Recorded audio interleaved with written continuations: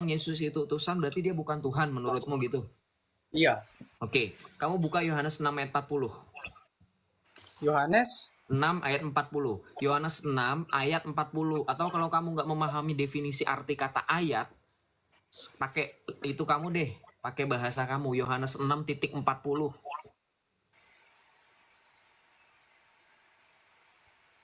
Tapi di sini kan inilah kehendak Bapakku. Kenapa ada tafsiran kehendak Bapakku? Itu Kalau bukan tafsiran, itu ayatnya. Kamu memahami tafsiran dan ayat nggak bisa, bro. Itu ayatnya beneran. Yesus ngomong kayak gitu. Nggak percaya, buka di internet. Itu tinta merah. Itu perkataan Yesus.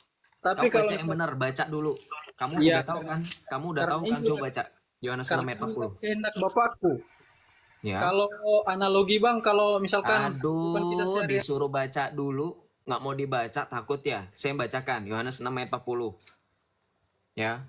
Sebab inilah kehendak Bapakku, supaya setiap orang yang melihat anak dan yang percaya kepadanya beroleh hidup yang kekal. Dan supaya aku membangkitkannya pada akhir zaman. Aku di sini yang ngomong ini Yesus. Tuh. Ada nggak kira-kira kalau kamu mau mengatakan Yesus bukan Tuhan, hanya utusan biasa yang mau kamu samakan dengan sejajar dengan Muhammad yang juga adalah utusan menurut imanmu, menurut agamamu? Ada nggak kira-kira dikatakan yang percaya kepada Muhammad, Muhammad akan membangkitkan hidup yang kekal? Akan membangkitkan yang percaya dengan Muhammad dan memberikan hidup yang kekal. Inilah kesinambungan Yohanes 17 ayat 3 tadi. Baca coba teman-teman baik-baik. Yohanes 6 ayat 40, kata Tuhan Yesus, inilah kehendak Bapakku, supaya setiap orang yang melihat anak dan yang percaya kepadanya beroleh hidup yang kekal, dan supaya aku membangkitkannya pada akhir zaman. Kita baca Yohanes 17 ayat 1 sampai dengan 3. Nih, ini kesinambungan artinya. Ya, kita baca Yohanes 17 ayat 1 sampai dengan 3. Ya. Demikianlah kata Yesus, lalu ia menengadah ke langit dan berkata, Bapa, telah tiba saatnya, muliakanlah anakmu, supaya anakmu memuliakan engkau. Engkau telah memberikan kepadanya kuasa atas segala yang hidup. Perhatikan. Supaya ia memberikan hidup yang kekal kepada semua yang telah engkau berikan kepadanya. Ayat ketiga, inilah hidup yang kekal, yaitu bahwa mereka mengenal engkau satu-satunya Allah yang benar, dan mengenal Yesus Kristus yang telah engkau utus. Nah itu kesinambungannya.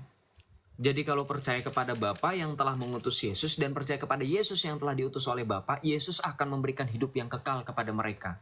Dan Yesus akan membangkitkan mereka pada akhir zaman. Bisa nggak kira-kira Muhammad membangkitkan kamu pada akhir zaman? Nggak bisa. Yaumul Ba'ath, kamu kan Islam, coba open mic. Kamu tahu tulisan Taufik mau bantu jawab silahkan, tinggal open mic. Kalau mau bantah silahkan. Yaumul Ba'ats, perhatikan.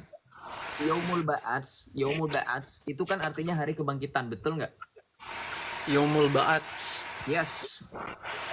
Itu di Betul, dalam surah betul, apa ya Bang? Astagfirullahaladzim, lu orang Islam gak tahu Yaumul Ba'ats? Masya Ya, Allah. ya aku kan bukan Bang apa? Bukan tahfiz. Hah?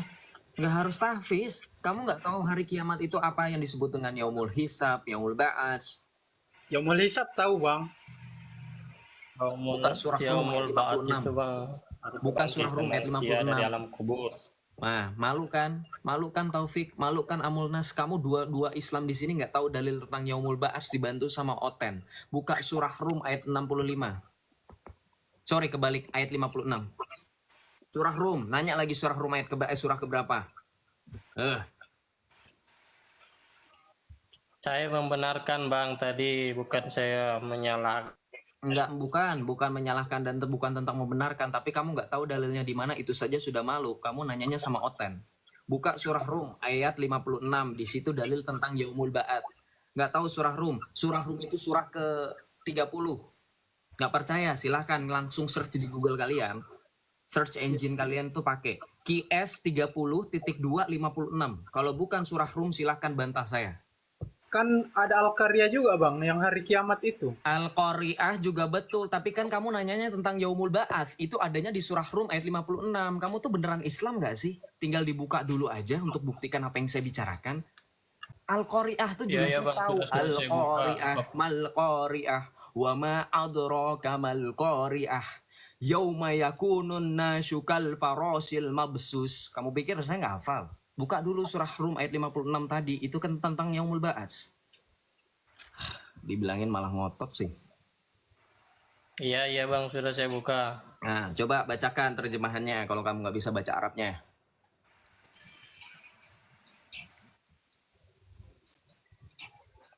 Dan orang-orang yang diberi ilmu dan keimanan berkata kepada orang-orang kafir, sungguh kamu telah berdiam dalam kubur menurut ketetapan Allah sampai hari kebangkitan.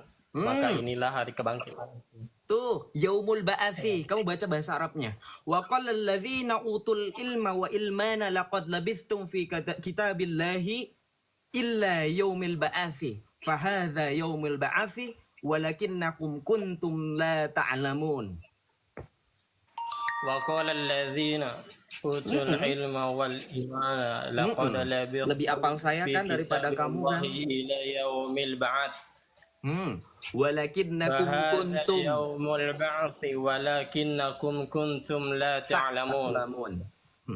Lebih hafal saya. Betul kan di situ ada kata yaumul ba'ats. Yaumul ba'ats ada kan? Iya, ya, kenapa bang? Nah, itu tadi saudaramu nanya yaumul ba'ats ada di mana? Saya kasih tahu ayatnya di situ. Benar kan? Ada kan? Iya ada, maksudnya Ya. apa yang jadi? Terima kasih sama Oten.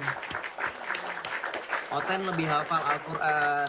Terima kasih. Kamu cuma pada hafal Alkitab doang. Yohanes 17 ayat 3, Yohanes 17 ayat 3, Matius 4 ayat 10, Matius 7 ayat 22-23. Al-Qurannya sendiri ditinggalin. Berdebu tuh. Terus Jadi kamu di situ baca, sekarang baca dari situ sesuai dengan terjemahan. Yang membangkitkan di situ siapa?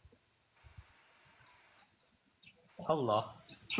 Allah yang membangkitkan. Berarti ketika Tuhan Yesus mengatakan di dalam Yohanes 6 ayat 40, supaya barang siapa percaya kepadaku, ia akan kubangkitkan dan akan kuberikan hidup kekal.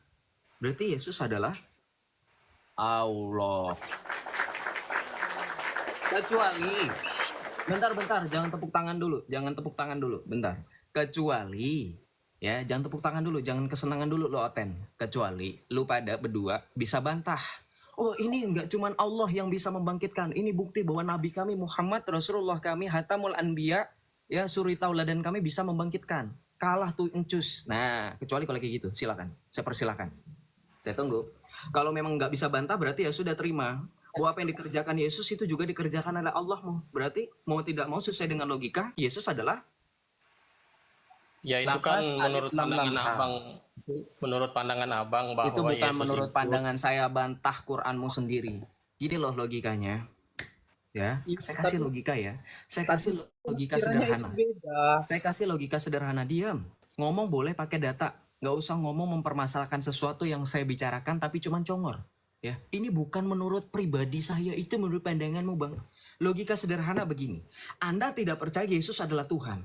Kata kamu Amulnas dan kamu juga sama Taufik. Amulnas membawa dalil Yohanes 17 ayat 3, menekankan kata utusan di situ.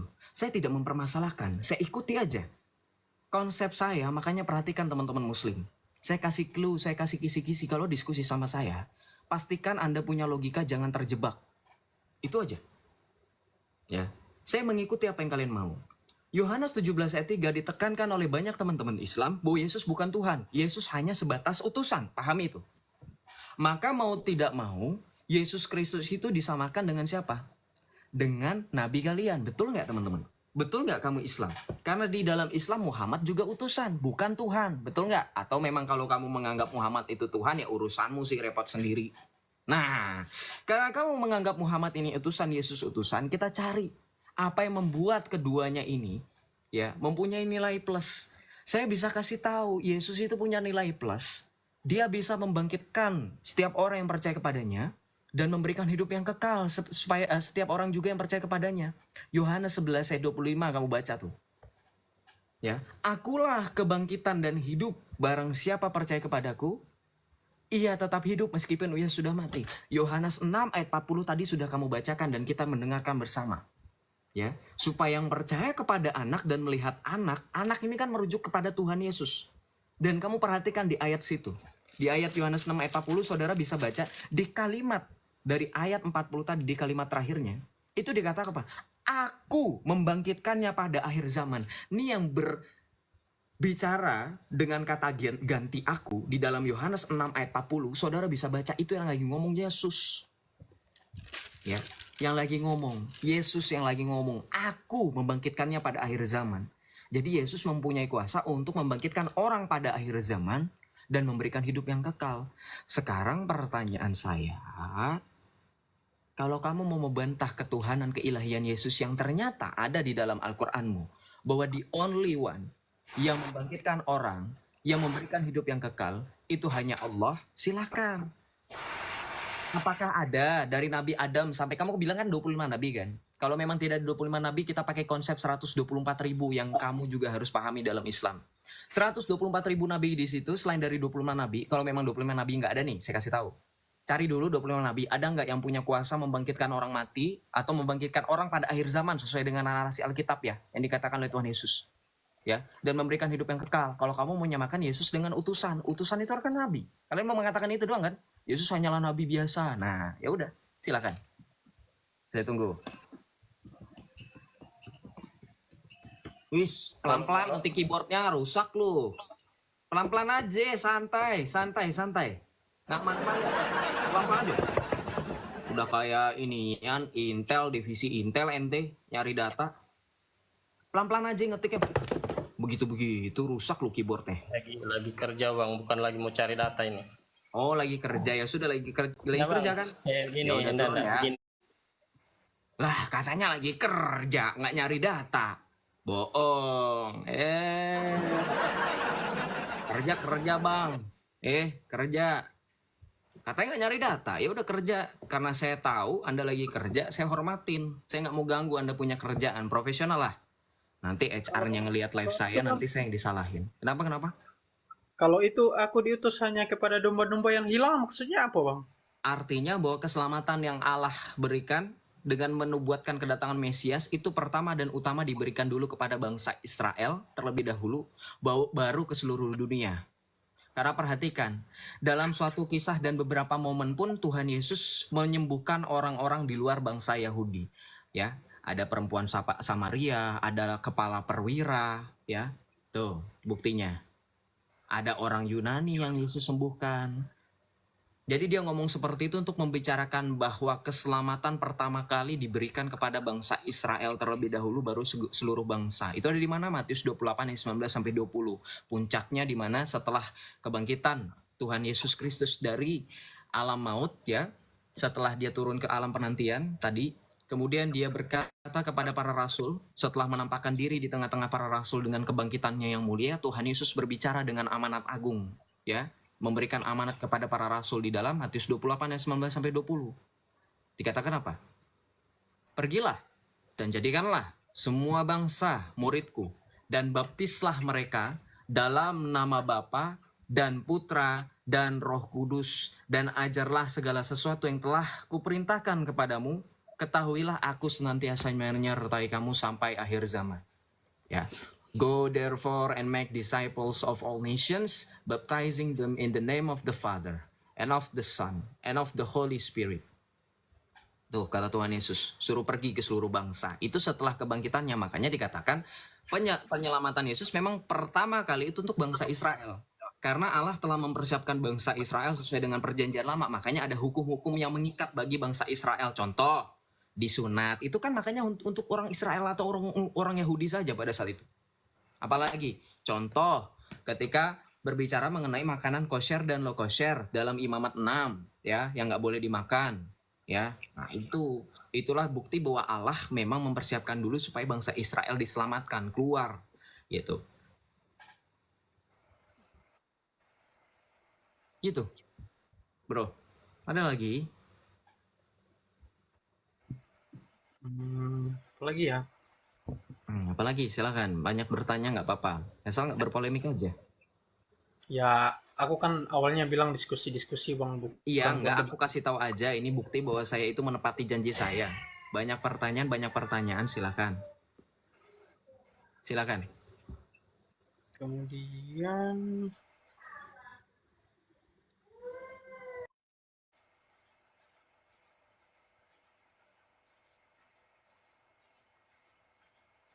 Ya, kemudian apa? Udah nggak tahu bang. Nanya apa? Tadi kan tadi kan cuma scroll aja bang. Terus Ya udah. nemu kitab kayak begitu yang Yohanes 17 ayat 3 itu. Ya, Sengaja jadi kamu baca Alkitab ya. itu jangan cuma satu ayat kamu comot ya. Saya kasih titip pesan, kamu baca dari ayat 1 sampai 5 aja. Yohanes 17 ayat 1 sampai dengan 5 dan kamu pahami bahwa kuasa Yesus itu besar sekali. Utusan di situ bukan berarti bermakna seperti utusan dalam imanmu yang tidak punya kuasa lebih daripada yang ilahi. Justru utusan di situ untuk mempertegas bahwa Allah Sang Bapa telah mengkaruniakan Sang Firman Putra Allah yang menjadi manusia dan memberikannya kepada seluruh dunia sesuai dengan Yohanes 3 ayat 16. Gitu, bro. Jadi jangan membaca kitab saya, kitab suci kami, dengan bagaimana kamu, dengan cara kamu membaca kitabmu yang katanya suci. Kalau kitabmu memang betul, saya nggak menghujat. Kalau kamu nggak percaya, kamu baca aja kitabmu. Antara ayat yang satu dengan ayat yang lain itu nggak ada nyambungnya. Kalau di kami makanya ada bab, ada perikop, itu karena satu ayat yang lain dalam satu perikop itu berhubungan, gitu. Contoh, perikop, Yesus memberikan perumpamaan tentang penabur benih. Nah itu ayatnya 1, ayat 2, ayat berikutnya itu tentang Yesus memberikan perumpamaan tentang penabur benih. Betul nggak teman-teman Kristen? Contoh lagi, perikop misalkan pengakuan Petrus, Matius 16 tuh ya. Nah itu, satu perikop itu ayatnya berhubungan. Makanya nggak bisa kamu comot ayat yang satu, kemudian kamu lupaskan konteksnya. Tidak melihat konteksnya apa. Nggak bisa seperti itu. Makanya saya bilang apa? Teman-teman yang Kristen juga jangan pakai yang cara yang sama seperti teman-teman Islam. Justru kita tunjukkan kualitas bagaimana kita membaca Alkitab dengan benar. Gitu. Baca satu perikop, pahami. Gitu. Saya sering bilang kok. Contoh, misalkan Bro Ahmad, kalau nanti kamu next lagi nemu pertanyaan di Google atau di Blogspot atau orang-orang bertanya mengenai itu ada tuh Yohanes, saya kasih tahu nih ya, ayatnya nih, sering juga mereka nanya. Yohanes 5 ayat 30. Yesus bilang, "Aku tidak berkata-kata dari diriku sendiri." Nah, itu apa tuh? Baca dari ayat 19. Yohanes 5 ayat 19 sampai dengan 30 itu berbicara tentang bagaimana relasi Sang Firman Allah yang menjadi manusia dengan Sang Bapa yang telah mengutusnya itu tidak pernah terpisah. Makanya dalam Yohanes 5 ayat 19 dalam perikop permulaan perikop di situ Yohanes 5 ayat 19 di situ dibuka dengan pernyataan Tuhan Yesus mengatakan apa? Apa yang dikerjakan oleh Bapa dikerjakan juga oleh Anak. Maka ketika Tuhan Yesus mengatakan dalam Yohanes 5 ayat 30 untuk mempertegas bahwa apa yang dikatakan oleh Tuhan Yesus bukan bertentangan dengan apa yang dikerjakan oleh Sang Bapa. Karena Bapa, Sang Firman, dan Roh Kudus itu satu hakikat. Makanya kehendaknya tidak bertentangan satu sama lain. Makanya tidak ada ketika teman-teman Muslim bilang, nah itu kan ada Bapa, ada Putra, ada Roh Kudus. Yang ini Allah, yang Putra Allah, yang Roh Kudus Allah. Berarti kalau misal mereka kuat-kuatan mana yang kuat? Nah itu kan pemikiran kamu seolah-olah Bapak kehendaknya berbeda dengan kehendak Putra. Kehendak Putra berbeda dengan kehendak Roh Kudus. Enggak seperti itu. Ya. berarti Makanya dikatakan apa yang dikerjakan oleh Bapa dikerjakan pula oleh Anak. Itu untuk menunjuk relasi Sang Bapa dengan Sang Firman. Itu tidak pernah bertentangan satu sama lain. Makanya apa yang dikehendaki Sang Bapa juga dikehendaki Sang Firman. Untuk mempertegas dan juga di satu sisi, Yesus itu lagi ngomong dengan bangsa Yahudi yang mempunyai misfot atau hukum dui ganda saksi. Itulah yang dipakai dengan hukum peradilan internasional. Unus testis, tuh ya. Saya lupa. jadi kata bapakku itu cuma maksudnya itu satu bang. Merujuk kepada Sang Bapa, Sang Sumber. Bapa itu merujuk kepada Sang Sumber. Allah sebagai Sang Sumber yaitu Bapa. Gitu. Firman adalah firman dan roh milik Sang Bapa. Gitu. Bersama dengan Sang Firman, Roh Kudus dihembuskan dari Bapa. Kayak gitu aja. Karena Allah Tritunggal itu relasi yang tidak dapat terpisahkan. Itulah misteri Allah Tritunggal. Bukan berarti 3 Allah, tetapi 3 pribadi dalam satu hakikat. 3 in 1. Ya, betul. Kalau dibilang 3 in 1, betul. Karena memang Tritunggal itu berbicara tentang ketauhidan Allah. Tentang kebagaimanan Allah, bukan tentang keberapaan Allah. Karena di dalam Alkitab, kata Esa itu jelas. 1 Timotius 2 ayat 5. Nah, sebab Allah itu Esa, dan Esa pula perantara antara Allah dengan manusia, yaitu manusia Kristus Yesus. Itu 1 Timotius 2 ayat 5 jelas dikatakan, sebab Allah itu Esa. Nah, percaya baca bahasa aslinya aja. Ya, gitu Bro Ahmad. Iya bang. Gitu. Ya udah, kalau nggak ada pertanyaan ya, terima kasih ya sudah mau naik bertanya. God bless ya. Nah, Selamat makasih malam. ya. Kalau Ya. kalau aku sih Bang, jadikan aja perbedaan itu sebagai nikmat. Jangan kita saling hujat, ya. Itu aja Oke, sih. kalau dibilang nggak menghujat saya setuju. Tapi kalau dikatakan perbedaan itu nikmat, saya nggak setuju. Perbedaan sampai kapanpun harus kita temukan apa yang membuatnya beda. Karena perbedaan adalah awal dari perpecahan. Bukan berarti perbedaan secara sosial ya, perbedaan secara iman. Iman dalam kekristenan nggak boleh berbeda dalam artian nggak boleh ada relativisme. Harus absolut, kebenaran itu harus mutlak dan absolut. Nggak boleh relatif. Karena kalau relatif itu nanti jadi nggak ada yang bisa ditonjolkan, nanti jadi seperti imanmu. Itulah yang disebut dengan love.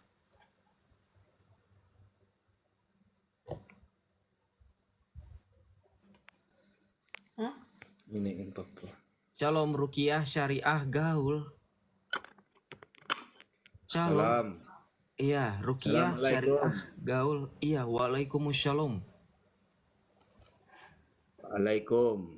Ya, waalaikumsalam. Silakan. Apa ini? Apa yang kita bahas ini, Pak Pendeta? Pastor. Saya bukan pendeta, saya awam. Saya orang awam, saya orang Katolik dan saya bukan pendeta.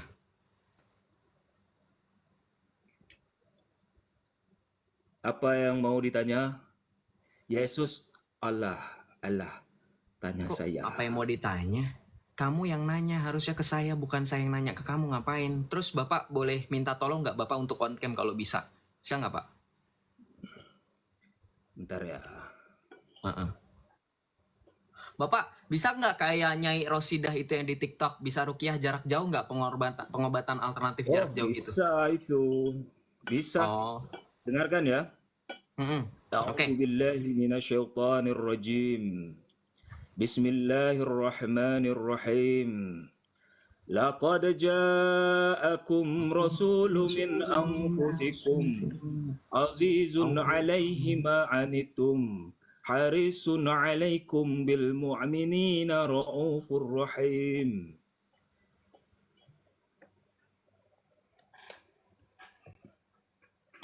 Telah datang Rasul Siapa telah datang? dari Oh, golongan kamu.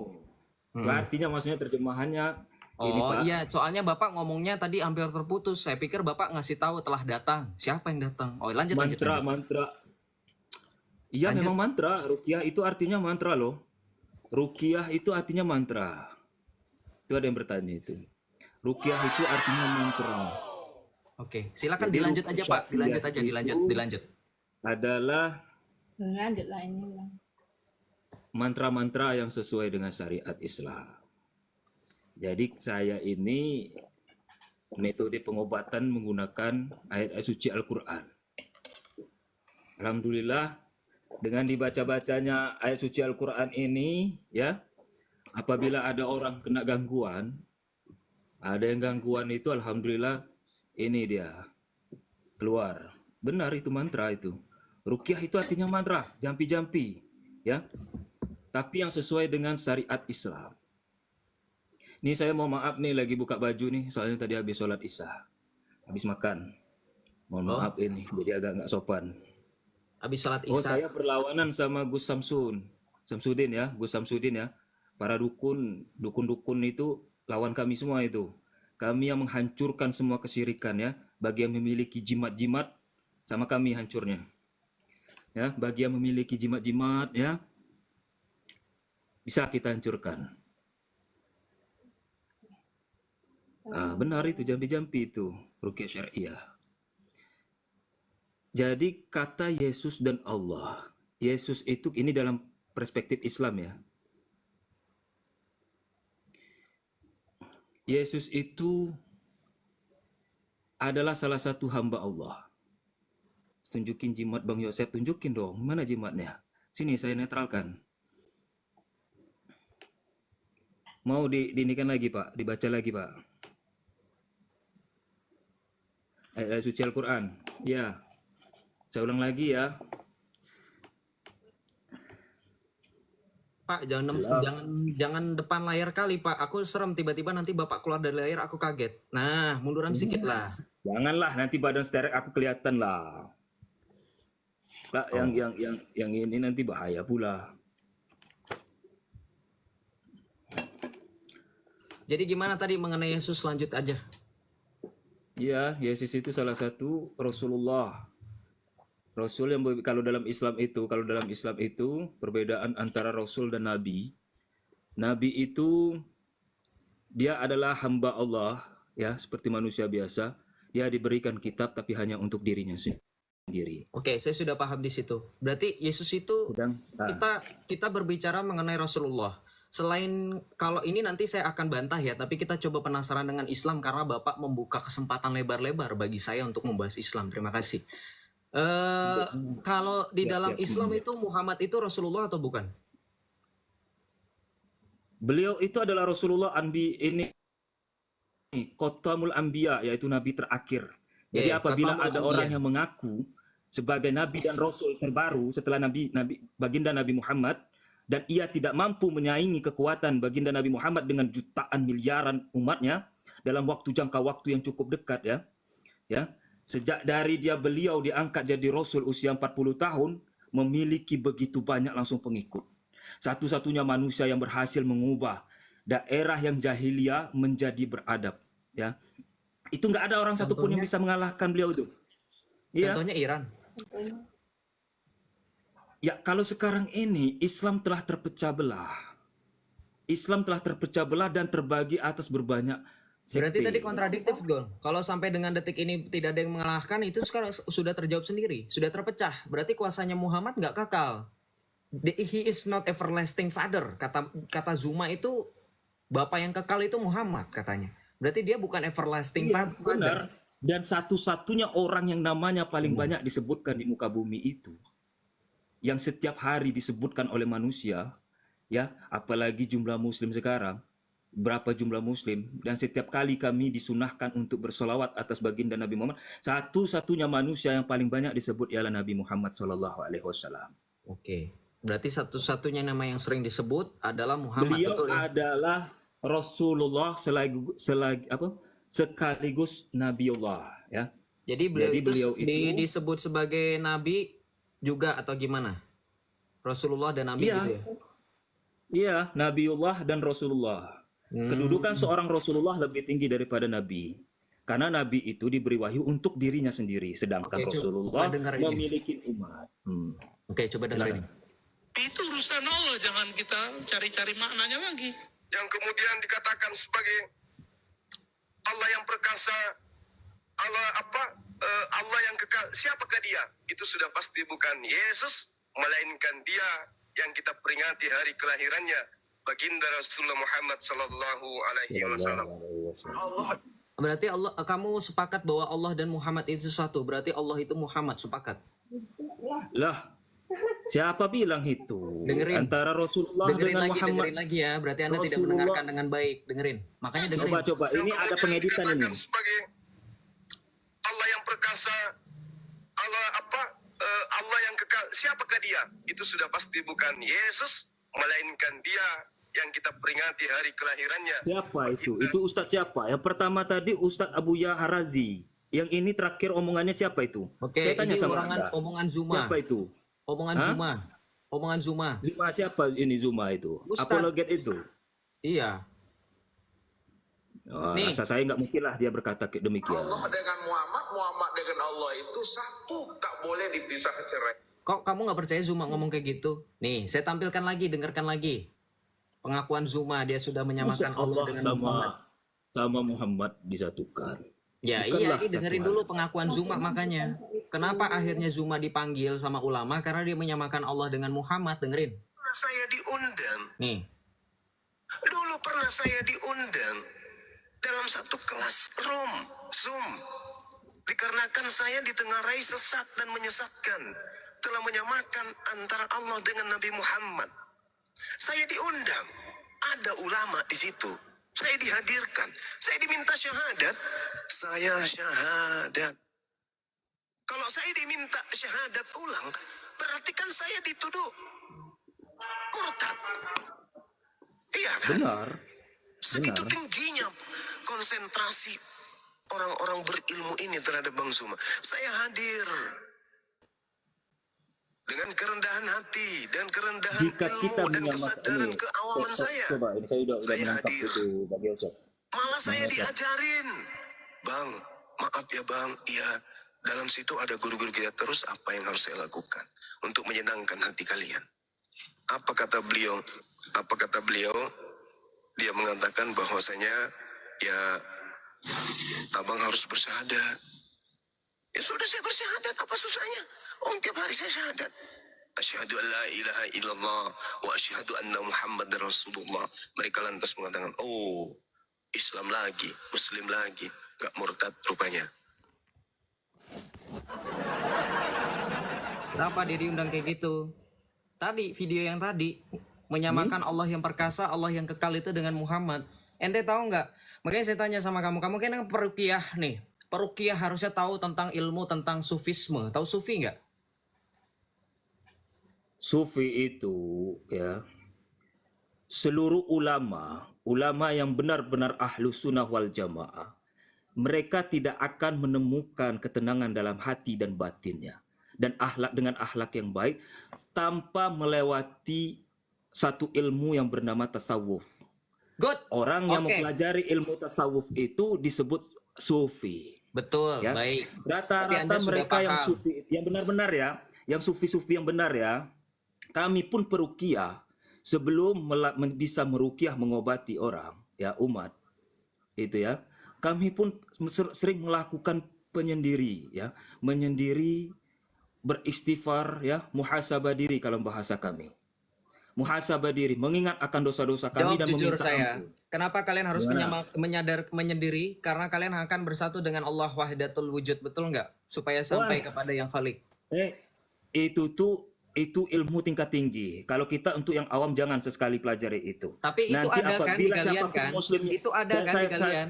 Itu ada kan? Benar Betul nggak? ada Saya itu. tanya dulu. Itu ada kan? Wahdatul wujud. Itu ilmu tingkat tinggi loh. Iya, itu Nggak ilmu bisa nggak tingkat sampai tinggi oleh berarti pikiran diakui kita. ada. Penyatuan diri dengan Allah itu ada wahdatul wujud. Jujur berarti bagus. Di dalam itu orang itu al-halaj itu ya tokoh utamanya ya. Ya. Itu ya al-halaj itu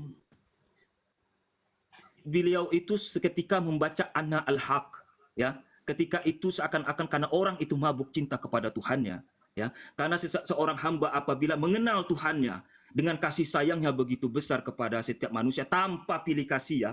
Allah Subhanahu wa taala kasih sayangnya tanpa pilih kasih. Baik yang beriman maupun yang tidak beriman, Allah akan memberikan kasih sayangnya di dunia sama. Oke, Yang membedakan nanti nggak di usah terlalu akhirat. panjang menjelaskan Ya. itu karena saya sudah paham mengenai ilmu tasawuf buatan dari teman-teman Islam. Yang mau Terus saya gimana tangkap lagi? adalah, yang mau saya tangkap adalah begini Om. Di dalam Islam dengan ilmu tasawuf atau sufi ini ada akidah yang disebut dengan Nur Muhammad.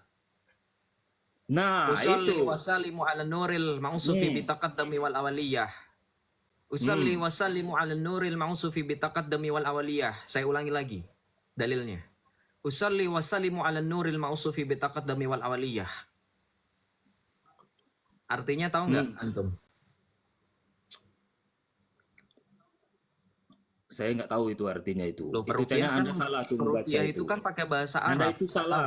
Ya, Anda itu bacanya salah itu. Ya. Oh, bacanya salah. Silakan Nur coba baca yang benar Muhammad, seperti apa. Usul itu apa usul itu? Kayak baca niat aja kamu ini. Oh, Usoli berarti nggak tahu sunatan. ya ada dalilnya ya. Berarti Anda nggak tahu ya. Oh, nggak apa-apa. Saya ketawain saya. Saya tampilkan data buat Anda. Tidak. Itu memang ada. Oke. Enggak, Kamu Nur pikir- Muhammad. Nur Enggak, Muhammad dengerin saya. itu Kamu kan tadi berbeda mempermasalahkan dengan Muhammad, apa ya. itu usoli. Ya. Udah diem dulu. Saya akan menjelaskan. Ini ada datanya. Nih. Kamu garuk-garuk kepala. Kan nggak ada rambutnya. Mana coba Wak. lihat, mana Iya, lihat. sabar. Kan nggak ada rambutnya. Saya nggak mau usah cek dulu garuk-garuk itu kepala. NU online ya, benar. Betul. Oke. Nih, di Itu checklist rujukan, ya. salah satu rujukan kita ya. Verif ya, terverifikasi ya NU online nih ya. Keislaman ya, bukan kekristenan ya. Iya. Oke. Ini ada dalilnya. Ini tadi saya bacakan ini. Ini Arab gundul. Coba baca ini apa? Usoli. Nah, usoli. Tadi Ya. Anda bilang bukan Usoli usoli. adalah Nyalahin aslam. saya. Wa aslam. Anda tadi salah nyebut. Wasallimu ala Ya. nuril wa aslam. Mana ada wa aslam ini? Wah, Kamu salah. Mana nurnya? Nih. Ala nur, ya itu. Ya. Ya, baru. Udah Wa tahu aslam. Benar itu ya. Ah. Nih. Ya. Nggak tahu tapi Lah iya, nyalah-nyalahin. benar. Usolli wa sallimu ala nuril ma'usufi bitaqaddami wal awaliyah. Ah. Ya, terus apa yang mau Anda pertanyakan apa itu terkait Ya, itu? kan Om udah lihat nih dalilnya ada websitenya, Konsep datanya Nur dari Muhammad sini. benar. Iya, kan Om sudah tahu ini jelas datanya. Terus Om sudah lihat itu dalilnya dalam bahasa Arab yang tidak Ya, ada benar, silakan. harokat, Apa? tidak ada Apa yang fathah, kira-kira tidak ini? ada doma, ya, tidak ada sukun mati atau apapun Ya, itu ya bukan berarti Arab berarti Anda gundul. ahli dalam bahasa Arab loh. Enggak, saya nggak bilang ahli Bukan dalam berarti bahasa Arab. ahli dalam Ketika bahasa Anda Arab loh. menyalahkan Sekarang saya terus apa berarti pertanyaan Anda? takut Apa ya terus untuk pertanyaan mengakui ya Anda? nggak apa-apa. Memang paling Nah, sulit apa untuk pertanyaan Anda? ketika berbicara Ayo. dengan Karena banyak loh ya. orang misionaris tuh yang belajar bahasa Arab. Ya. Oh, kamu lagi ngomong bukan dari orang misionaris, saya mantan Islam. Oh iya, silakan. Mana mungkin Iya. Anda mata Sekarang Islam? pertanyaan Mata saya. aja Chinese kayak gitu? Oh, bukan Mana saya mungkin Chinese. Anda Udah nggak usah Coba rasis, lihat. Pak. Nggak usah rasis ya. Bukan Saya orang rasis. Sunda. Mata Anda memang. Saya orang Chinese Sunda. loh. Udah dia mata saya nggak sesipet Ya, itu. terus Ya, lanjut. sipitan kamu Ayo, daripada ayo, saya. lanjut. Udah, kalau kalah diem aja Pak. Jangan congor mulu. Sekarang pertanyaan saya, simple. Data tadi sudah ada. Dalil sudah ada. Tadi Anda sebelumnya menyalahkan. Apa itu? Bacaan apa itu? Nggak ada. Giliran ditampilin datanya sok kayak pahlawan kesiangan. Sekarang, ya kenapa tutup kamera? Malu ya? Sekarang pertanyaan saya, Kamera. apa Siapa arti tutup dari kamera? dalil itu? Oke, apa arti dari dalil itu tadi? Anda peruqyah? lihat ini mah. Coba lihat, coba lihat. Coba lihat mah. Mah, coba lihat sini. Udah. Sudah. Udah. Tidak maksudnya Minta ini, bantuan buka Mama. NU online.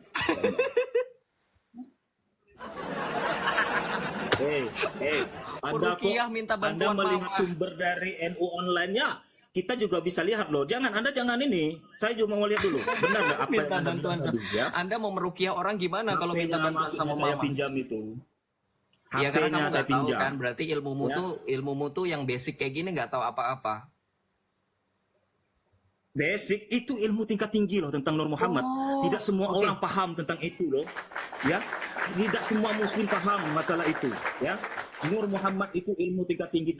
Oke, sorry Om, saya langsung mute. Om cari aja dulu. Om cari aja dulu. Oke, ya, itu ilmu tingkat tinggi, betul. Om cari dulu, sabar dulu.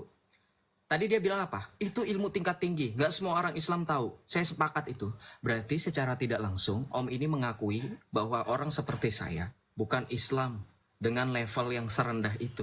Karena saya bisa memahami ilmu yang katanya tinggi. Itu secara logika sederhana. Tapi nggak apa-apa. Kita tunggu Om ini untuk menjawab. Silakan Om. Udah ketemu belum Om?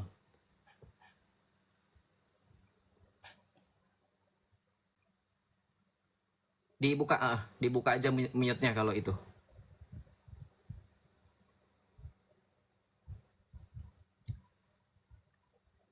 Dibuka Om kalau sudah selesai ya. Kalau udah selesai udah dibuka. Kalau belum nggak apa-apa. Saya ingetin aja takut Om lupa ngomong tapi di mute nggak kedengeran. Sudah ya, udah dapat ya. Udah dibuka ya. Udah ketemu. Udah Ya. ketemu. Yang artinya aja ya, karena mayoritas di sini nggak paham ini bahasa Arab ini. Artinya ya, aku mengucap solawat dan salam untuk cahaya yang bersifat terdahulu dan awal. Oke. Lihat Asy-Syahid ya, Ja'far Al-Barzanji, Qasidah Al-Barzanji. Itu Oke. qasidah yang sering kami amalkan setiap malam Jumat. Setiap malam Jumat dan juga kalau nggak salah setiap Maulid Ini Nabi. bukan dalil ini. Anda tadi bilang ini dalil. Ini bukan dalil. Ya. Oh, itu apa? Anda salah tadi. Jadi Anda bodoh, sok-sok pintar. Mengatakan ini dalil. Ini adalah salah satu syair di Solawat Barzanji. Jadi Anda Anda paham pahami arti dulu kata tentang dalil agama nggak Islam. kira-kira? Apa itu Al-Barzanji ya? Anda coba artikan dalil itu apa? Secara bahasa, secara istilah Nggak dalil usah, itu. nggak usah Anda Anda takut kan? memperpanjang. Anda Putar tidak balik paham dari ke dalil. fokus tadi Dalil itu Anda artinya. telah salah menyampaikan informasi. Kalau Katanya saya Anda salah menyalahkan dalil, menyampaikan ternyata bukan informasi, dalil, Om. ya. Om jangan panik. Ternyata bukan Om dalil yang Anda kasih nih. Oh, cuman bisa Ya, itu ya. Anda bukan dalil, itu salah satu syair di dalam Al-Barzanji ya. Dalil itu Jadi Anda secara salah. bahasa apa? Saya kasih tahu ya. Dalil secara bahasa artinya petunjuk pada sesuatu baik yang bersifat tinggal material Anda cari maupun di yang Google, bersifat nggak usah. material. Orang kini semua udah pada pintar. Sedangkan menurut istilah Bang, gak usah Murtadin. panik. Saya Murtadin. Oh, panik. Dengerin saya mau kasih tahu. Ini saya pakai data. Kamu kan bantah saya nggak pakai data, cuman congor. Dalil itu artinya secara bahasa. Anda pakai Google Anda itu. Tadi udah minta HP sama mamah, masa nggak dipakai dengan baik? Dalil secara bahasa artinya petunjuk pada sesuatu baik yang bersifat material maupun bersifat non-material. Sedangkan dalil secara istilah itu suatu petunjuk yang dijadikan landasan berpikir yang benar dalam memperoleh hukum secara syar'i, ya, secara secara syarak yang berarti praktis, yang baik kedudukannya itu qat'i. Qat'i itu artinya apa? Pasti. Dan juga dani artinya relatif. Itu secara Islam loh. Bahkan Anda tidak tahu definisi bahasa secara bahasa dan definisi dalil secara bahasa dan istilah. Ya. Jadi nggak tahu ya. Kalau saya membohongi, saya bisa tampilkan datanya. Terus apa yang mau dibahas? Apa yang mau dibahas dari ya, dalil? tadi dengerin. Anda tadi salah menyebutkan. Anda menyalahkan saya tentang dalil. Anda punya definisi tentang dalil tentang diri Anda sendiri nggak? Mendefinisikan dalil Anda seperti itu apa? salah tadi. Anda bilang berkeras. Anda menyalahkan saya ketika saya mengatakan itu dalil. Sekarang ya, Anda tanya sama mamah Anda, dalil itu apa? Silakan. Dalil itu apa? Jelaskan. Saya bisa tampilkan datanya loh. Mau saya bikin malu lagi? Saya sudah bikin Anda malu pertama. Kenapa Anda mempertanyakan masalah yang ini loh, yang fokus loh kita bahas ini. Masalah apa? Yesus. Yesus itu bukan Tuhan ya. Dengerin saya nggak terima kalau misalkan Anda ini. Kalau memang saya salah, silahkan pakai dalil. Yesus itu seperti kita, ya. Kita pakai dalil ya, pakai data ya, Mama. Lihat di sini, dalil. Kalau bisa kita dipaku, dalil, ya. Kalau manusia bisa dipaku, manusia biasa berarti. Hebat. Oh, nggak ada ilmu ini, nggak ada ilmu. Nih, pakai dalil ya. Nih dalil nih, teman-teman. Kita pakai data ya, datanya nih, jurnal, nih, ya, jurnal Pak, datanya ada nih. Secara etimologi, ya, nih, nanti kita bahas tentang dalil. Dalil secara bahasa artinya petunjuk pada sesuatu baik yang bersifat material. Coba Anda jelaskan dulu. Bersifat non-material. Sedangkan menurut istilah, tadi saya bilang apa? Memperoleh hukum syarak yang bersifat qat'i dan dani. Ya, saya ternyata bisa lebih tahu tentang dalil daripada kamu. Sekarang saya tanya balik lagi tentang Nur Muhammad. Anda kan tadi mengakui Nur Muhammad itu adalah ilmu yang tingkat tinggi. Nggak malu kamu? Kamu telah salah loh. Kamu telah salah tadi menyampaikan saya pakai dalil. data kok. Ternyata kamu pakai data nggak? Aduh, Kamu ya pakai Allah, data nggak? Ya Allah, berikanlah hidayah kepada siapa nama ini? Yosef pakai data nggak ya kira-kira? Allah, berikan hidayah. Mama, ya Allah, bukakan Mama hati. sini mah, mana mah? Mah, HP-nya mah. Mah sini mah, lihat dulu mah. Mama nangis. Lawan Joseph gak bisa, Mama. Mama bantuin mah, lihat dulu mah. Mah sini mah, lihat dulu mah. Rukiah minta bantuan Mama. Kabur. Ya. Rukiah minta bantuan Mama loh. Malu loh. Ya, saya kasih tahu ya. Kalau Anda memang mau mengalahkan argumentasi saya, justifikasi Anda harusnya mengalahkan justifikasi beban pembuktian saya. Kalau Anda hanya menjustifikasi tanpa ada beban pembuktian, berarti Anda artinya cuma bisa framing, nggak ada data, nggak ada otak, nggak ada ilmu. Ya, Anda boleh bilang Joseph salah, salahnya saya di mana? Sekarang kalau kita berpendidikan, Dals kamu naik ya, Sepin kamu, berarti kamu harus naik, terima. Kalau memang teman-teman di sini punya pendidikan yang mumpuni, paling tidak sekolah atau SMP atau SMA, kalau Anda tahu teman Anda salah, Anda harusnya mengkoreksi nggak? Oh yang benar ini. Anda pernah sekolah nggak? Guru Anda kalau misalkan kasih tahu jawaban itu salah, pasti akan dikasih tahu yang benar apa kan? Oh ini jawabannya bukan C, jawabannya itu D. Kenapa? Ini D itu alasannya begini. Ya. Bang, gue lagi di jalan bang. Oh kamu yang kemarin ngaku itu Kristen ya, sekarang kamu mau ngapain? Hah? Hah? Kamu juga sama, cuma Banit juga. Ya, kamu minta bantuan mamah ya kayak tadi ya. Aduh, mah, lihat dulu mah. Mana tadi itu perukiah itu? Nggak berani naik deh. Nggak berani naik lagi ya? Mah, minta bantuin mah. Mah lihat dulu mah sini mah. Aduh, malu saya. Islam. Anda mau menyalahkan saya itu hak Anda. Anda mau bilang saya itu keliru, itu hak Anda. Tapi Anda juga berkewajiban, selain punya hak, Anda punya kewajiban untuk menunjukkan di bagian mana yang salah. Anda ajarin saya dan teman-teman di sini yang benar seperti apa. Kalau Anda cuma bilang ini salah, itu artinya Anda sedang menutupi fakta bahwa Anda tidak bisa apa-apa. Ya, cuma bisa ini salah. Mana benernya? Nggak tahu, pokoknya kamu salah. Kamu nggak lagi ini. Ya, berarti bukan orang pintar kamu, bukan orang edukasi kamu, bukan orang akademis, sorry. Ya, shalom Zaifil, selamat malam. Iya, Selamat malam. iya, selamat malam. Silakan. Aku ingin bertanya karena aku orang apa namanya bodoh Orang apa? gitu. Saya juga orang bodoh, makanya orang bodoh itu perlu diajari. Makanya saya minta diajari ketika saya salah. Betul begitu? Aku Soalnya kalau saya selalu bukan orang dengar. bodoh, makanya saya nggak akan mau diterima nggak mau dibilang salah. Saya tadi sudah menerima kalau saya salah, Kak, ajarin saya yang benar. Tapi apa yang Iya, dilakukan oleh Ruqyah tadi? Hah? Belum bisa congor. Ya, gini Yesus disalibkan. Ya, Aku ingin silakan bertanya. lanjut. Kan Injil kan sudah sempurna kan? Kitabnya Injil sempurna kan? Dengar nggak? Yesus tidak datang untuk memberikan kitab. Yesus mendirikan gereja sehingga gereja yang mengkanonisasi Alkitab itu tidak bisa bersalah. Tapi Kuasa tak magisterium pernah. gereja yang mengkanonisasi Alkitab. Aku ingin tahu penjelasan daripada itu tentang masalah warisan dan syarat dan hukumnya nikah dari agama Kristen. Banyak amat syarat dan hukum dan waris dan nikah. Mau ngapain Bapak mau minta warisan? Bukan minta warisan, cuma aku Hukum waris ingin dalam tahu. Islam memang sudah sempurna, Pak. Iya, aku tanya ke kamu, jangan tanya ke aku, jawab itu dulu. Nanti baru dibalas tanya. Saya kasih tahu ya, hukum waris itu dijelaskan melalui hukum kanon gereja Katolik.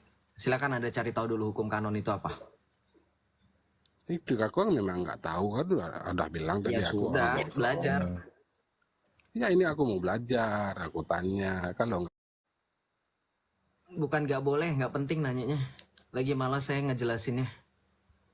Ya, kamu minta warisan memang ya?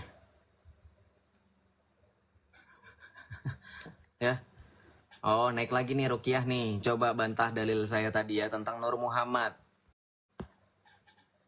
Mamahnya aja kalau nggak Pak, suruh diskusi sama saya daripada Bapak malu di sini minta bantuan mamah. Halo, salam. Waalaikumsalam. Silakan open cam lagi Pak. Assalamualaikum. Allahu yahdi. Waalaikumsalam. Alaikum. Waalaikum ya. Iya, Bapak open cam coba. Allahu yahdik. Semoga kalian mendapatkan hidayah semua yang ada di sini yang masih kafir ya. Ya masyarakat insan, berimanlah kalian kepada Allah. Ya. Yasu'a ibnillahil wahid. Apa itu tuh? Nggak pernah kami mendengar kalimat dalam Islam itu tuh. Ya, Masih- sama masih seperti reaksi kacau Beelzebub adanya. ketika mendengar nama Yesus Kristus dia akan bereaksi, apa itu? Nah, itu barusan reaksi Beelzebub. Kalau nggak legion. Hei ya masyarakat insan, wahai manusia, berimanlah kalian kepada satu Tuhan. Inilah seruan yang jalan lurus itu. Ya, betul. Kalian 1 Korintus 8 ayat 6. Namun bagi kita hanya ada satu Allah saja, yaitu Bapa, yang daripadanya berasal segala sesuatu dan untuk Dia kita hidup, dan satu Tuhan saja, yaitu Yesus wahai Kristus. seluruh manusia Itulah penghuni. jalan. Yesus bilang Yohanes 14 ayat 6, ya akulah jalan dan kebenaran dan hidup. Ya Ana huwa ayyuhalladzina thoriq al-haq amanu. al-hayah. Udah, nggak usah baca mantra, ngerapal mantra di sini lu kalah. Ya ayyuhalladzina Ya ayyuhalladzina amanu taqullaha. kullama nadijat juluduhum kullama nadijat juluduhum. Ntar dulu, saya baca satu ayat dari Al-Quran ya. A'udzu billahi minasyaitonir rajim. Bismillahirrahmanirrahim. Ya ayyuhalladzina kafaru biayatina sawfa nuslihim nara. Kullama nadijat juluduhum baddalnahum juludan ghayra hali yadhuqul adab. Innallaha kana azizan hakima. Silakan. Mr. Joseph Albert Walladzina untuk amanu translatekan. wa amilus solihati sanudkhilukum jannatin tajri min tahtihal anhar khalidina fiha abada lahum fiha azwajum mutahharatun Salah itu. Itu surat Al-Bayyinah itu. Yang antum baca itu surat Al-Bayyinah. Surah An-Nisa Jadi, ayat 56 57. ayat yang saya bacakan tadi. Nggak percaya? Itu surah An-Nisa. Gua ambilin Al-Qur'an ya. Itu surah An-Nisa. Surah Al-Bayyinah dari mana? Kena lu. Jangan tutup kamera. Saya bikin kamu malu. Itu surah An-Nisa. Coba kamu artikan tadi. Wahai barang siapa yang kafir terhadap ayat Kamu akuin kamu salah. Kamu bilang itu surah Al-Bayyinah. Itu bukan Barang surah siapa Al-Bayyinah. yang Itu surah An-Nisa. Oh, ini surah An-Nisa. Salah lu penista Al-Quran. Yes. kafir terhadap ayat-ayatku, kata Allah, mereka akan aku azab, Nih. Ya, surah An-Nisa nih. akan Surah aku bakar. An-Nisa nih. Saya kasih kamu ya, surah Mereka An-Nisa akan ya. aku Udah diem bakar dulu. kulitnya. Iya, terserah mau dibakar, mau diapain juga Disuka. terserah. Ini penakut dia nih, tidak ada dengar kata kita. Saya punya Dibisukan. tangan dua. Bukan saya yang bisukan, saya punya tangan dua. Tangan kiri saya pegang HP, tangan kanan saya pegang Quran. Memangnya saya Allahmu punya tangan kanan kamu dua. lah. Janganlah Ya sebodoh sudah, itulah. kalau gitu nggak usah bilang saya Ya. bisukan. Hei, Kamu makanya jangan wahai nyerocos. orang-orang ya. Jangan Barang nyerocos, siapa yang saya kafir buktikan. terhadap ayat-ayat Saya kami, buktikan kamu akan kami salah. masukkan mereka ke dalam neraka dan akan merasakan siksa pedih. Udah gitu doang bisanya. Udah. Kulitnya Udah, akan bisanya kami gitu bakar doang. dan akan kami ganti Udah. dengan kulit yang baru agar mereka merasakan azab yang Udah. sangat pedih. Udah. Udah. Udah belum? Udah belum? Udah ya, gantian saya ya. Kita buka An-Nisa. An-Nisa itu harusnya setelah Al-Maidah. Bentar. Setelah Al-Maidah itu Al-An'am ya. Al-Fatihah, Al-Baqarah. Bentar. Kamu bilang tadi surah An-Nisa berapa tadi? 56 kan yang kamu bacakan kan nih? Nih, kamu tadi bacakan ini bukan? Hah? Kenapa dengar baik-baik apa? Mana? Oh, Mana? Iya. Nih, kamu tadi bacakan ayat 56 kan? Betul nggak? Saya lebih hafal dari kepada kamu. Ini kan yang kamu bacakan kan? Ini. Kamu baca Nah, ini Latin kan tadi ya, kamu ya. Kata kamu tadi Iya, pakai bahasa ini Indonesia, tapi akui dulu, makhluk kamu tadi huruf, baca tajwid ini, aja bener salah nggak? kamu baca ya. Nih, saya tadi baca ayat Kamu baca 57 yang kamu bilang itu surah dipikir tadi Bayyinah. pintar banget kamu baca. Koplak. Nih, tadi saya baca ini. Walladzina amanu wa amilus Kamu pakai solihati bahasa Arab ya, ternyata kamu bahasa Latinnya ya, makhluk huruf salah ya. Bacaan salah. Bacaan salah. Masa yang ini dibilang surah Al-Bayyinah? Koplak. Lihat ini. Tadi saya baca ini. Teman-teman kalau nggak percaya dan mau cari kesalahan saya, yang melivekan saya di YouTube banyak. Berarti logikanya bisa dilihat ulang dan disetel ulang. Silahkan dibuktikan. Saya tadi baca surah An-Nisa yang tadi dia sebelumnya baca ayat 56. Saya lanjutkan di ayat yang berikutnya. Apa kamu pikir saya tidak mampu untuk membaca mantramu? Hah? Kamu sudah dipermalukan berkali-kali di room saya. Mengapa kamu masih dengan bebal mau menguji saya? Makanya kamu menutupi kesalahan kamu dengan banyak bicara, banyak congor. Nggak ada isinya. Itu bukti bahwa kamu bukan peruqyah. Kamu nggak tahu bacaan Arab tadi, usalli wasallimu ala nuril mausufi bitaqaddami wal awliyah. Kamu nggak tahu bahwa tadi saya membacakan ayat berikut yang kamu barusan bacakan dalam surah An-Nisa 56. Dan saya baca itu di luar kepala. Ya. Malu. Malu kamu. Gak ada ilmu. Congor-congor doang.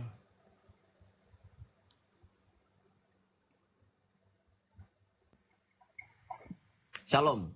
Zuar, Sinaga Bonor. Weh, turun.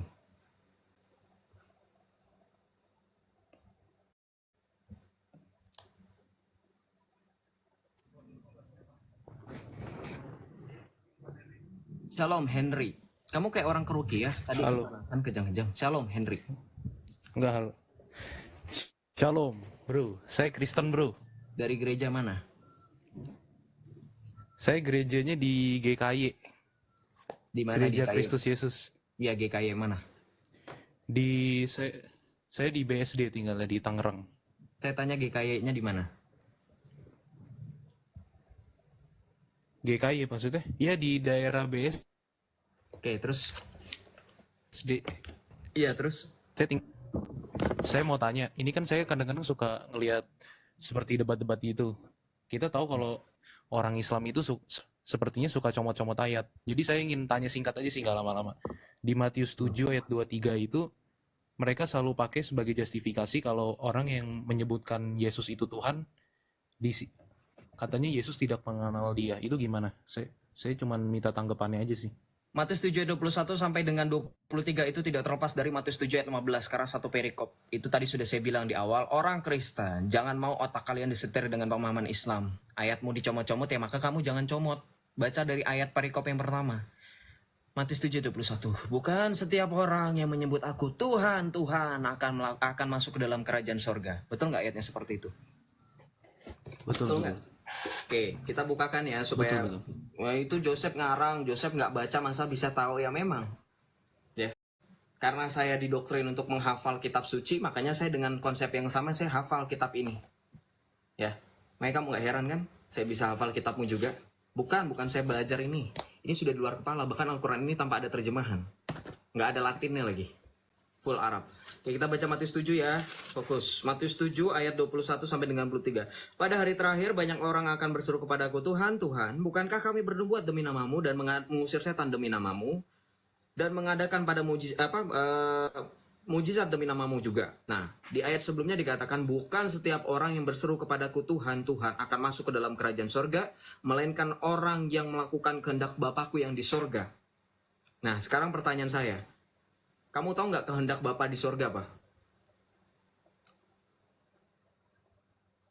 Halo. Enggak, saya sih nggak terlalu paham banget. Aku Yohanes tuh 6 cuma ayat nanya. 40. Jawabannya Yesus itu ketika bilang mereka bukan setiap orang, kamu baca baik-baik ya, dengerin saya. Bukan setiap orang yang berseru kepadaku Tuhan, Tuhan akan masuk ke dalam kerajaan sorga, melainkan orang yang melakukan kehendak Bapakku yang di sorga. Jawabannya berarti yang masuk ke dalam kerajaan sorga bukan hanya berseru Tuhan, Tuhan. Iya, Kau paham bahasa betul. Indonesia nggak? Iya. Bukan setiap orang. Paham. Nah, bukan setiap orang, itu bahasa Indonesia yang simple. Bukan setiap orang, artinya nggak semua orang Kristen bisa masuk ke dalam kerajaan sorga jikalau dia hanya menyuruh Tuhan iya. saja. Itu kan gitu pemahamannya. Dan Setuju. kalau kamu pengen tahu, Iya. kalau kamu pengen tahu kehendak Bapa yang di sorga itu apa, baca Yohanes 6 ayat 40. Coba bacakan buat kita semua di sini. Kehendak Bapa di sorga itu apa? Yohanes 6 ayat 40. Baca. Sorry, berapa? Yohanes 6 ayat 40. Oke, sebentar ya. Ini kehendak Bapa di surga nih teman-teman, dengarkan. Yohanes 6 ayat 40. Betul. Sebab inilah kehendak Bapakku, supaya setiap orang yang melihat anak dan yang percaya kepadanya beroleh hidup yang kekal. Dan supaya aku membangkitkannya pada akhir zaman. Itulah kehendak Bapa di surga. Jadi Anda jangan mau bingung. Ini artinya apa? Iman kekristenan Oke. bukan hanya cuap-cuap, tetapi juga melaksanakan. Makanya nanti nyambungnya dengan Yakobus 2 ayat 19. Iman tanpa perbuatan mati. Kalau kamu hanya berseru-seru Tuhan, Tuhan, tapi kamu tidak menghidupi imanmu dengan perbuatan, hakikatnya mati. Buka dulu surat Yakobus 2 ayat 19 sampai dengan 21. Kamu bacakan kepada kami. Oke, sebentar ya. Yakobus berapa tadi? Yakobus 2 ayat 19 sampai dengan 21.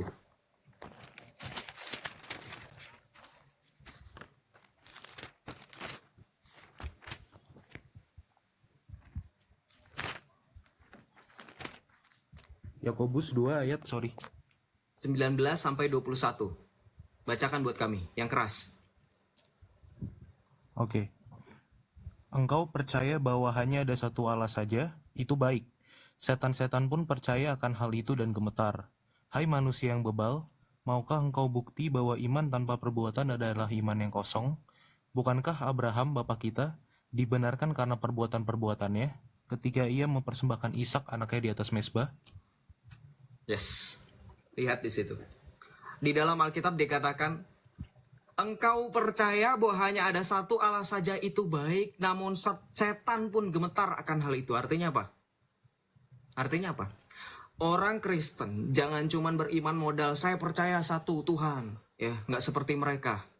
Ya, di mana-mana ngomong Allah itu satu, Allah itu satu. Itu Yakobus lagi ngomongin orang yang seperti itu. Ya enggak? Yakobus 2 ayat 19 itu. Menyamakan sama seperti setan. Kenapa? Setan tahu Allah itu satu. Tapi yang membedakan kita dengan setan adalah tidak menghidupi iman yang kita percaya, iman yang kita miliki bahwa kita punya Allah yang esa, Allah yang satu. Tapi kita tidak menghidupi dengan perbuatan. Itu makanya dikatakan apa?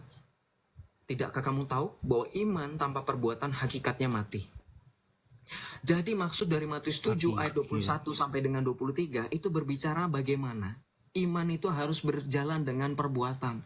Dan iman yang benar itu nggak boleh melenceng dari ajaran Kristus. Kenapa? Begini, tadi kan saya sempat bilang, Matius 7 itu harus satu perikop kamu baca.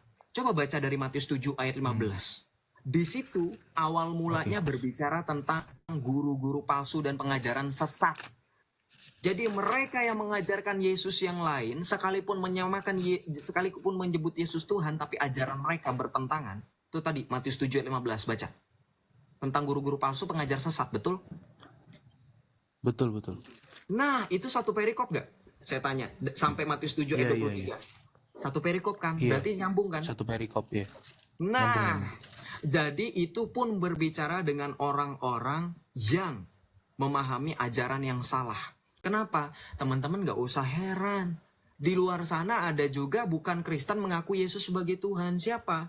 Oneness. Sejak kapan Oneness Kristen? Sekarang saya tanya sama saudara-saudara. Oneness itu apa? Unitarian nih?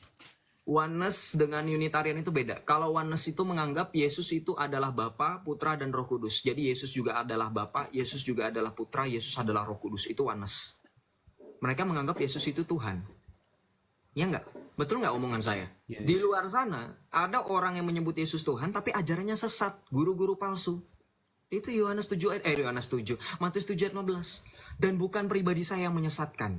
Inilah otoritas gereja. Baca Konsili Nikea. Baca. Di situ yang dibidatkan atau dianatema, dikutuk oleh gereja, itu jugalah yang berpemahaman oneness selain Arianisme. Bro harus belajar banyak kayaknya mengenai sejarah gereja, mengenai ajaran sesat yang telah dikutuk oleh gereja. Jadi yang mengutuk bukan pribadi Joseph, bukan pribadi Henry, bukan per pribadi orang-orang satu-satu, bukan. Tetapi atas dasar kuasa gereja. Kenapa atas dasar kuasa gereja? Baca bro, bacakan buat kami 2 Korintus 5 ayat 10. Sorry, bukan 2 Korintus, sorry. Matius 16 ayat 18 sampai dengan 19. Matius 16 ayat 18 sampai dengan 19. Baca. Otoritas gereja di situ.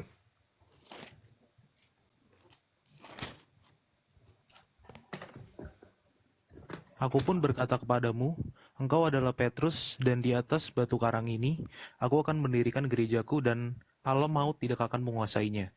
Kepadamu akan kuberikan kunci kerajaan surga. Apapun yang kau ikat di bumi akan terikat di surga, dan apapun yang kau lepaskan di bumi akan terlepas di surga.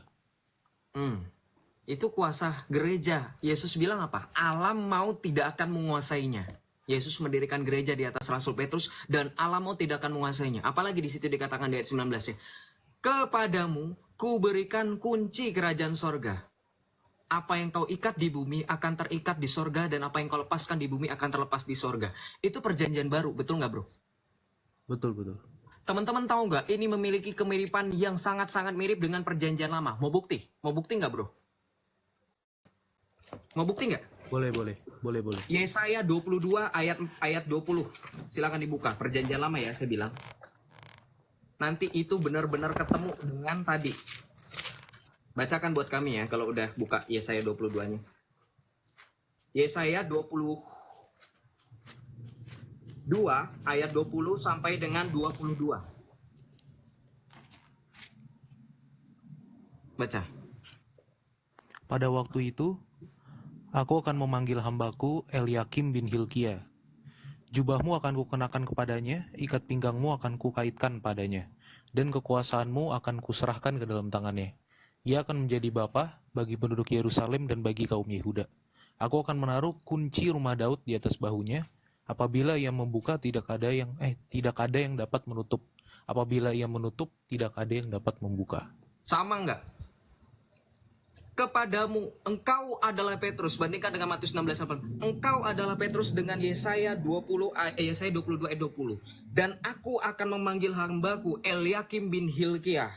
Ya, aku akan menaruh kunci kerajaan, kunci rumah Daud ke atas bahunya. Sama nggak? Ketika Tuhan Yesus berkata, engkau adalah Petrus, di atas batu karang ini aku akan mendirikan gerejaku. Dan Allah mau tidak akan menguasainya. Berarti Kepadamu. itu nubuatan atau apa? Tipologi. Oke. Yes, tipologi. Yesus tipologi anak domba Allah. Dalam perjanjian lama. Sebab anak domba yang tidak tidak bercela itulah yang dikorbankan. Maka sama seperti tipologi anak domba, Yesus pun mendapatkan julukan yang sama dari Yohanes Pembaptis di dalam dalam Injil Yohanes. Apa? Ecce agnus Dei, qui tollis peccata mundi. Lihatlah anak domba Allah yang menghapus dosa dunia. Itu kenapa Yohanes Pembaptis ngomong itu? Karena Yesus adalah tipologi anak domba yang tidak bercacat, tidak bercelah. Kurban yang sempurna sekali dan untuk selamanya. Itulah tipologi. Sebab sama seperti dalam perjanjian lama, Allah memanggil hambanya Eliakim bin Hilkiah, maka sama Yesus Kristus memanggil Petrus sebagai yang utama di antara yang sederajat, dipanggil olehnya. Dalam Matius 16 ayat 18 sampai dengan 19, engkau adalah Petrus, di atas batu karang ini aku akan mendirikan gerejaku dan alam mau tidak akan menguasainya. Itu otoritas. Mau tahu otoritasnya itu implementasinya seperti apa? Mau tahu nggak? Kan tadi Yesus mendirikan gereja di atas Rasul Petrus. Mau tahu nggak? Oke. Kita coba baca di mana tuh ya? Yohanes 20 ayat 22. Sampai dengan 23. Otoritas lagi nih. Yohanes 20 ayat 22 sampai dengan 23. Coba baca.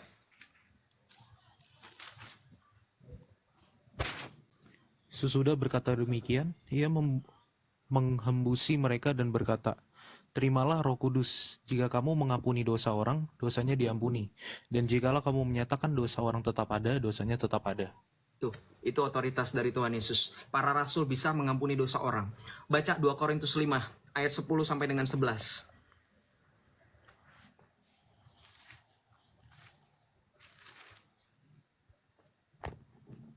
Sebab kita semua harus menghadapi tahta pengadilan Kristus supaya setiap orang memperoleh apa yang patut diterimanya sesuai dengan yang dilakukannya. Dalam hidupnya ini baik ataupun jahat. Kami tahu apa artinya takut akan Tuhan, karena itu kami berusaha meyakinkan orang. Allah mengenal kami dan aku harap kamu juga mengenal kami menurut penilaian hati nuranimu. Itu 2 Korintus berapa? 1 Korintus berapa ya? Sebentar, saya jadi lupa. Oh, sorry. Aku bacanya 2 Korintus. Coba. 2 Korintus 5 kan? Iya. 2 Korintus 5 ayat 10 dan 11. Coba bacakan. Sebab aku pakai yang terjemahan 2 ya. Yang versi yang kedua. Jadi mungkin agak sedikit berbeda. Sebab kita semua harus menghadap tata pengadilan Kristus supaya setiap orang memperoleh apa yang patut diterimanya sesuai dengan yang dilakukannya 2 dalam Korintus 5 ayat 20, bro. Oh, 5 ayat 20. Sorry. Jadi kami ini utusan-utusan Kristus, sebab Allah menasihati kamu dengan perantaran kami. Dalam nama Kristus kami meminta kepadamu, berilah dirimu didamaikan dengan Allah. Nah itu otoritas rasul. Apa tadi diulang Soleh? 2 Korintus 5 ayat 20. Jadi kami ini utusan-utusan Kristus, sebab Allah menasihati kamu dengan perantaran kami. Dalam nama Kristus, kami meminta kepadamu, berilah dirimu didamaikan dengan Allah. Tuh. Ya. Mau percaya juga ketika Tuhan Yesus kan tadi dalam Yohanes 20 ayat 22 kan menghembuskan Roh Kudus. Kan tadi saya juga ngomongin otoritas gereja, adanya konsili. Kisah Para Rasul 15 ayat 28, coba berbaca satu kali lagi terakhir. Kisah Para Rasul 15 ayat 28.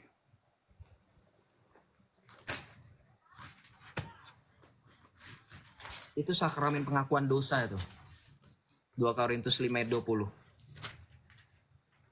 Kisah para Rasul 15 ayat 20. ayat 28. Oke. Sebab adalah keputusan Roh Kudus dan kami supaya kepada kamu jangan ditangguhkan lebih banyak beban daripada yang perlu ini. Jadi keputusan siapa? Roh Kudus. Keputusan Roh Dan Kudus kami. dan siapa? Dan kami. Dan Dan kami. kami itu merujuk kepada siapa? Para rasul mungkin. Nah, iya. Itulah Iya. otoritas gereja. Oke. Nah, Iya, betul, jadi betul. penyelesaian mengenai apapun itu harus dengan otoritas gereja. Maka ketika Oke, berbicara mengenai adanya ajaran sesat, heresi, bidat, apapun itu, kemudian adanya sakramen, kita lihat itu otoritas itu ada implementasinya, ada faktanya, ada dalilnya kan di Alkitab dari tadi bro bacakan kan? Iya. Oke. Iya. Nah, ya ada lagi. Oke. Udah itu aja kayaknya. Oh iya, semangat ya bro ya. God bless ya, Tuhan Thank you. berkati ya. Thank you. Iya, sama-sama. Jadi kalau Islam ada yang nanya, Yesus bisa kasih kuasa nggak? No, Yesus kasih kuasa kepada para rasul bisa mengampuni dosa. Tuh, Yesus bisa memberikan kuasa bahwa gereja yang didirikannya Allah mau tidak akan menguasainya. Itu buktinya. Ya, hasilnya murtad itu apa? Hasilnya murtad itu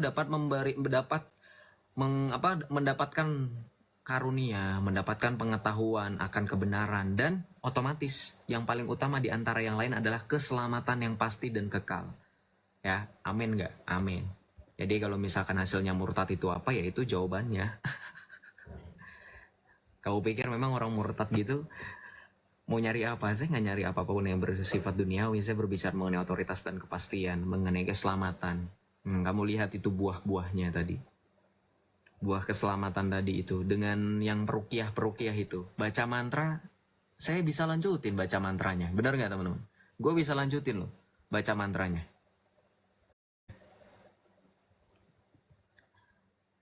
Aduh, apa tadi pertanyaan apa tadi mengenai Paulus? Aduh, keburu naikin si Erik Ranggung. Salve bro Erik. Salve bro Rom, salve Om Katsu. Silakan bro. Apa yang mau ditanyakan Om Erik?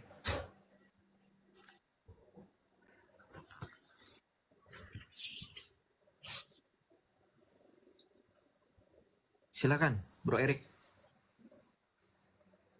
Selamat malam. Ya, selamat malam. Silakan. Silakan Om Erik. Bang Yosef. Ya. Setelah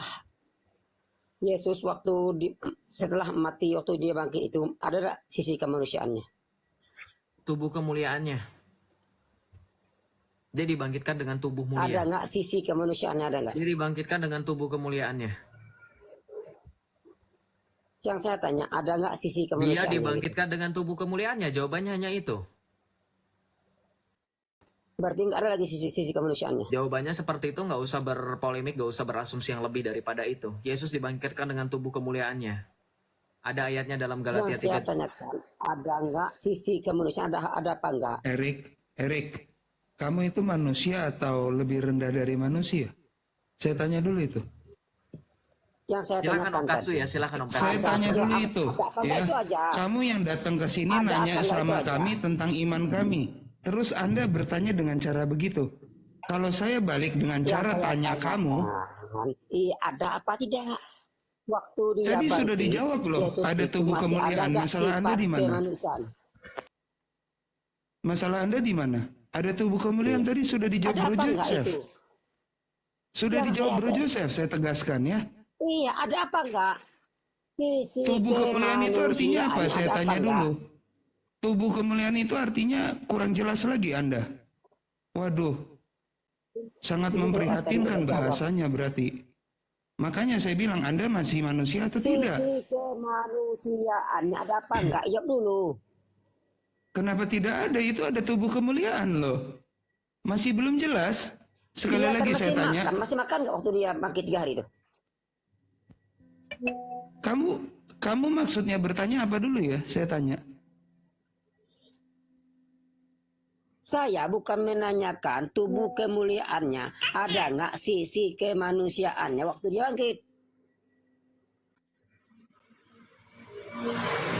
Ada tubuh kemuliaan, bagaimana tidak ada kemanusiaan di situ? Saya tanya dulu, coba logika Anda. Ketika dia mempunyai tubuhnya dan bisa disentuh oleh Thomas, bagaimana dia tidak mempunyai kemanusiaan di titik itu?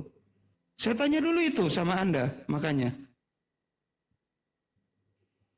Yang Tadi saya jawabannya soalnya tanyakan kalau bukan buat saya sudah jelas kemuliaannya. dengan dijawab ada Masih tubuh kemuliaan, nggak berarti di sisi situ ada kemanusiaan. kemanusiaannya. Ini orang nggak bisa Lah, ini dijawab yang loh. dijawab. Ini orang nggak bisa dijawab loh. Tadi dijawab pun kamu yang ngomong sendiri lagi kan? Ngomong bisa gantian dulu nggak? Masih manusia nggak? Makanya saya tanya. Kalau manusia itu bisa ngomong gantian, bro. Ya. Saya bukan menanyakan tubuh Ya, sabar. kemuliaannya. Masih Anda adalah tanya, sisi Yesus ada kodrat kemanusiaan. kemanusiaan tidak setelah bangkit kan? Ya kan? Iya. Itu saya tahu. Kalau dikatakan Yesus memiliki tubuh, tubuh itu ada di kodrat manusia atau tidak? Saya tanya dulu. Kamu ingat penciptaan manusia, ada raga, ada roh. Makanya pertanyaan saya menunjukkan Anda punya intelek tidak? Kodrat manusia itu terdiri dari apa? Saya tanya dulu. Ya, coba Anda jelaskan apa itu kodrat manusia Waktu kami kepada saya. tanyakan, gini dulu kawan, diam dulu, kamu usah ngomong. Hei, Katu. Waktu saya tanyakan, Yesus makan karena sifat kemanusiaannya. Dia tidur sifat kemanusiaannya. Dia ngantuk sisi kemanusiaannya. Nah, yang saya tanyakan, setelah dia bangkit dari kematian, masih ada nggak sisi kemanusiaannya? Itu aja pertanyaan saya. Saya sudah jawab ada. Saya sudah jawab ada dengan adanya tubuh kemuliaan. Salahkah jawaban kalau saya? ada, bisa nggak manusia pergi ke langit tanpa, kalau masih ada sifat kemanusiaannya, bisa nggak manusia terbang ke langit tanpa alat? Bisa nggak? Ya justru dia Kan bisa dia naik ke bisa langit melawan tanpa kodrat kemanusiaannya, alat dia itu lapar. membuktikan Dia dalam bingung. dirinya Karena ada dia kodrat tidak jawab, ilahi. dia tidak bisa melawan sifat kemanusiaannya. Yang saya tanyakan tadi, setelah dia bangkit, bagaimana mungkin manusia kalau masih ada sifat kemanusiaan terbang ke langit tanpa alat bantu? Ngerti nggak? Saya nggak ngerti, soalnya kamu membatasi Itu masuk Allah. pertanyaan saya, kawan. Karena kamu membatasi Allah, Bukan permasalahannya. membatasi. Dalam diri Yesus ada dua kodrat. Saya Sabar. ulang lagi ya. Dia lapar karena sifat kemanusiaannya. Saya Dia bisa dibantu minum karena di-mute sisi nggak ini? Ini kayaknya kemanusiaannya. bukan Dia manusia. Saya ngantuk karena ngomongnya sisi sama kemanusiaan. Beelzebul Yang ini. saya tanyakan, kalau dia bangkit masih ada sisi kemanusiaannya, bagaimana mungkin orang bisa terbang ke langit tanpa alat bantu? Karena Yesus itu tidak kuasa melawan sisi kemanusiaannya. Jawab Joseph. Ngerti nggak? Loh, yang lagi menanggapi Anda itu saya. Nggak ngerti dari tadi. Sabar. Cooling down dulu, tarik napas dalam. Saudaraku Erik, tarik napas dalam. Ini baru saya mau jawab nih habis ini. Saya boleh jawab? Saya boleh jawab? Udah? Boleh. Udah selesai narasinya? Udah. Enggak, narasinya udah selesai belum? Kalau belum saya kembaliin ke Bapak lagi. Lanjutin bro. Lanjutin dulu. Nanti kalau udah selesai baru Jawab saya semuanya. jelasin. Dari yang 4 dia jawab, termasuk Joseph, jawab kalau bisa. Bagaimana bisa kamu jawab ya? Ya bisa, orang dalam diri Yesus ada dua kodrat. Ada kodrat ilahi sebagai putra Allah, ya. Terus sebagai manusia dia menerima kedagingan dari perawan Maria. Ya bisa, setelah bangkit tetap sama. Kodrat ilahinya bersatu lagi dengan tubuh kemuliaan itu.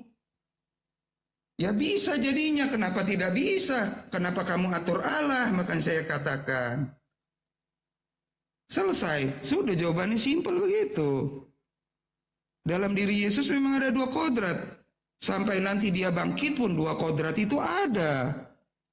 Itulah pemahaman Kristen. Jadi dia bisa naik ke langit tanpa alat. Karena dalam dirinya ada logos Allah. Ya, selesai. Kenapa sulit?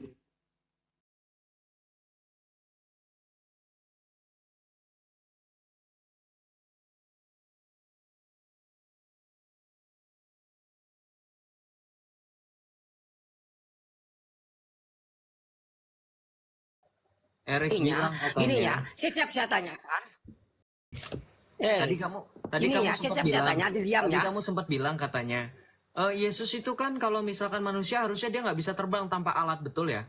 Tahu nggak Erik, di Alkitab aja Yesus Betul. yang masih sepenuhnya Allah, sepenuhnya manusia bisa berjalan di atas air, bisa memberhentikan badai, bisa Oke Joseph, mendiamkan setnya angin lagi ya. ribut.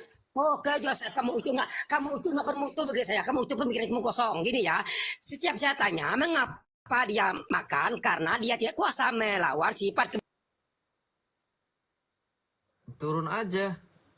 Nggak punya ilmu, tapi kamu juga nggak tahu, narasimu juga aneh kok. Bilang Yesus itu nggak harusnya kalau manusia nggak bisa terbang tanpa bantuan. Kata siapa orang Yesus bisa jalan di atas air tanpa ada cheat GTA kok? Bisa jalan di atas air? Hah? Yesus jalan di atas air nggak ada trik apa-apa kok. Bisa Nggak menyelamatkan. memusingkan saya, Erik itu justru membuat saya prihatin ya teman-teman. Terus terang ya, kalau boleh klarifikasi sama host. Ini saya klarifikasi dulu, izin. Saya kasihan banget sama orang kayak gitu. Itu dari narasinya itu sudah jelas sekali ya, isi hatinya itu hanya ada kebencian. Ya, Ya, tapi nggak saya apa-apa. menanggapi dengan santai dari tadi, makanya saya tanya sudah selesai belum? Karena saya melihatnya justru dari sejak dia naik, ya, bagi saya itu di dalam hatinya hitam sekali feeling saya. Jadi saya tidak dengan Brother Erik saya tidak benci. Saya prihatin bro kalau ditanya. Makanya saya sempat tanya, kamu masih manusia enggak? Manusia yang mau berdiskusi itu tidak seperti itu tingkahnya, ya. Ya, oke. Ya, saya klarifikasi aja itu. Terima kasih, Sep. Saya kembalikan. Kita lanjut ya teman-teman ya.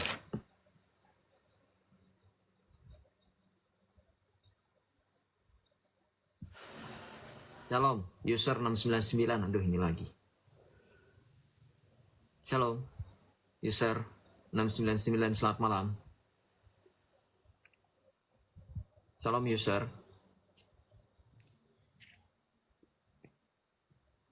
Shalom, user. Selamat malam, silakan. Halo, user. Nggak ada suara ya? Saya turunin ya kalau nggak ada suara ya. Kalau keluar aplikasi TikTok, saya turunin ya. Shalom Andre F99. Shalom. Salam Ya, dari Kristen atau dari Islam? dari Muslim. Oh ya, silakan. Ada yang bilang sama saya, nah keren Katsu, tapi Joseph juga kalau diskusi kesetanan juga. Saya klarifikasi lagi ya, berulang-ulang menurut saya berbusa, saya sampai capek ngomonginnya. Saya itu tegas, bukan kesetanan. Bedakan orang tegas dengan kesetanan. Lagi pula wajar saya itu laki-laki. Lu mau gue ngelambai gitu? Ini Bapak Yosef ini Hah? agamanya apa? Saya juga tahu memahami posisi. Saya nggak mungkin akan kasih tegas.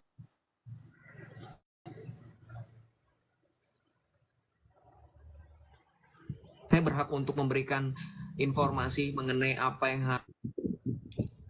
bukan do and don'ts-nya apa. Nggak tahu ya? Oh, paling sempurna tapi aturan dalam beriman saja berantakan. Gimana kalau aturan dalam beretika dan moral? Ini makanya contohnya kayak gini. Banyak umat-umat kalian berantakan semua etika dan moralnya.